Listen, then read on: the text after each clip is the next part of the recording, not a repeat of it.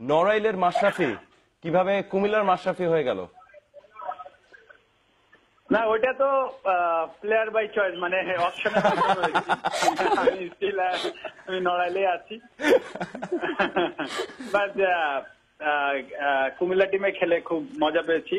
আর সবচেয়ে বড় ব্যাপার ছিল যেহেতু কুমিল্লা টিমের হয়ে খেলছিলাম, কুমিল্লাবাসীর একটা প্রত্যাশা ছিল, আল্লাহর রহমতে সেটা পূরণ করতে পেরে নিজের কাছেও ভালো লাগছে। মাশরাফি, আরো একটা প্রশ্ন আপনার কাছে, যে এখন হচ্ছে যে মাশরাফি যাই করছে তাই কিন্তু দর্শক অন্যভাবে দেখছে, এবং যে কোনো সাফল্যের পিছনে হোক সেটা জাতীয় দলের বা কুমিল্লা ভিক্টোরিয়ান্সের, সবার কিন্তু প্রশ্নটা থাকে এর পিছনে মাশরাফি কি করলো। তো সেটা মাশরাফি কিভাবে দেখেন যে আস্তে আস্তে বাংলাদেশের ক্রিকেটের একটা কাল্ট ফিগার আপনি হয়ে যাচ্ছেন, সবাই আপনার দিকেই তাকিয়ে থাকে, আপনার জন্যই কিন্তু নিজের জেলা নিজের বিভাগ ছেড়ে মানুষ কুমিল্লা সাপোর্ট করছে। হ্যাঁ, নড়াইলে তো মিছিল হয়েছে বুঝছেন, কুমিল্লা একটু অবাক হয়েছি আমি। বাট এনিওয়ে, মানে আসলে সবকিছু আল্লাহর রহমত, আল্লাহর রহমত ছাড়া কোনো কিছুই পসিবল না। আর একটা ব্যাপার হচ্ছে যে সবাই টিমের যারা ছিলেন, অনার থেকে শুরু করে ম্যানেজার, পাইলট ভাই এখানে আছেন, কোচের কথা বলেন বা in total player, foreigner player, local player, সবাই একসাথে আসলে ঠিক মতো কাজগুলো করতে পেরেছি বলেই সম্ভব হয়েছে। আর এখানে আসলে সবাই যে আমার কথা বলছে, আসলে একসময় যখন হবে না তখন কিন্তু কঠিন, তাই না? তো এখানে আসলে ইন টোটাল টিম ওয়ার্কটা ভেরি ইম্পর্টেন্ট ছিল এবং আল্লাহর রহমতে আমরা সেটা করতে পেরেছি। এটাই হচ্ছে আসল ব্যাপার। মাশরাফি, ফাইনাল কোয়েশ্চেন আপনাকে। জি পাইলট ভাই। না, সাবির বলছিলাম, চ্যানেল 24 এর ফাইনাল প্রশ্ন, সেটা হচ্ছে গিয়ে সাব্বিরকে আউট করার পরে যে আপনার যে ভঙ্গিমা ছিল, সেটার রহস্য কি? না, ও তো আমার খুব কাছের ছোট ভাই, তো আচ্ছা, তো এটা নার্সিং পার্সোনাল, এটা আমার আর ওর ভেতরে একটা সবসময় একটা মজার জিনিস চলে, ওইটাই ছিল।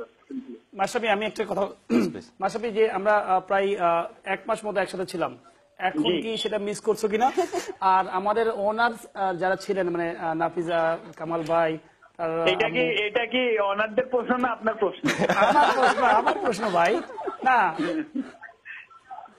একটা তো 1 মাস একসাথে ছিলাম। এটা তো অবশ্যই, এটা খুবই খারাপ লাগছে, কিছুটা খারাপ লাগছে এই কারণে যে ধরেন লাস্ট 1 মাস আমরা প্লেয়াররা বা ম্যানেজমেন্ট বলেন বা সবাই অনাররা বলেন একটা ফ্যামিলির মতো ছিলাম।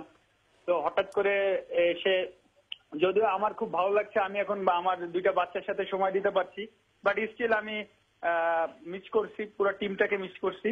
কারণ যে আমরা যেভাবে ছিলাম, আসলে আমাদের টিমের রেজাল্টের পেছনে কিন্তু এটা সব থেকে বড় কারণ ছিল যে আমরা কারোর সাথে আলাদা ছিলাম না, সবসময় একসাথে ছিলাম। যে ম্যাচগুলো হেরেছি তখনও একসাথে আলোচনা করেছি কি হয়েছে বা কোথায় ভুল হয়েছে, এবং এখানে যে ম্যাচগুলো জিতেছি ওইখানেও কি ভুল ছিল বা কি কি ঠিক করেছি। এই যে জিনিসগুলো আমরা যে আলোচনা করতাম, অবশ্যই এই জিনিসগুলো আমি মিস করছি বিশেষ করে, এবং আমি প্রিটি শিওর যে অন্যান্য প্লেয়াররাও করছে, বা আমাদের অনার বলেন বা আপনি বলেন, সবাই কিন্তু এটা মিস করছি আমরা।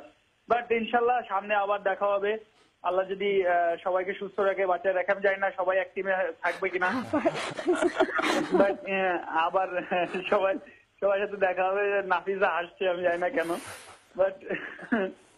বাট ইনশাল্লাহ মেন কথা হচ্ছে এখন সবাই এনজয় করুক, চ্যাম্পিয়ন হয়েছে। বিশেষ করে কুমিল্লাবাসীর জন্য বা কুমিল্লা টিমের অনারদের জন্য এটা খুব বড় পাওয়া ছিল।